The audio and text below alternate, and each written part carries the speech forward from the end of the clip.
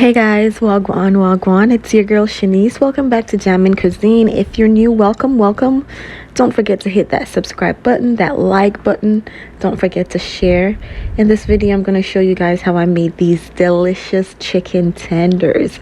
Very quick and easy recipe, guys. So let's jump right into it. So I'm using like 3 very large chicken breasts that I basically cut into strips, guys. Alright guys, so to our cleaned and washed chicken breast, we're gonna go ahead and add 1.5 cups of buttermilk and 1 cup of hot sauce. We're gonna go ahead and add a tablespoon of garlic powder, a tablespoon of ginger powder, and 2 teaspoons of jerk seasoning. Guys, feel free to season your chicken however you please. All right, this is your recipe. Also added a teaspoon of dried thyme, a teaspoon of black pepper, and a teaspoon of salt. Now I'm gonna go ahead and add an egg to this mixture, and then we're gonna just mix this up really good, guys. We're gonna ensure that every single piece of chicken breast gets coated in this seasoning. Now on to our flour mixture. I am using 1.5 cups of all-purpose flour, and to that we're gonna add 1/2 cup of cornstarch. This is optional, but if you want your chicken tenders to be crispy and nice, trust me on this one.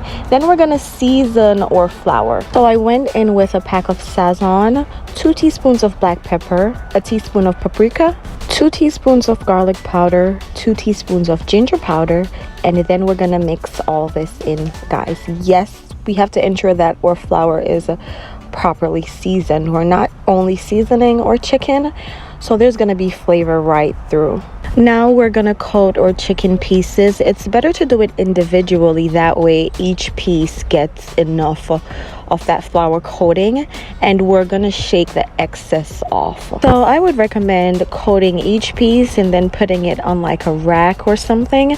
That way we can add them to the frying pan at the same time. So I'm using 2 cups of canola oil. It's nice and hot, and we're gonna gently and carefully place our chicken pieces away from us into the pan, guys. So I'm gonna fry these for around 4 to 5 minutes per side, or until you see a nice golden color. However, if you're using a lot of oil where the tenders are fully submerged, you wouldn't fry them for that long. I would say around 6 minutes, because it's fully submerged in the oil and everything is being cooked at once. But guys, take a quick minute just to get into this golden crispy piece of chicken right here. Listen, these fast food places has nothing on us. This looks so good. Okay guys, so I will be leaving half of my chicken tenders as is, plain, and the other half I'm just gonna add some hot honey to it. Now you can add whatever sauce you want to add to your tenders, whether it be some buffalo hot sauce, anything you want.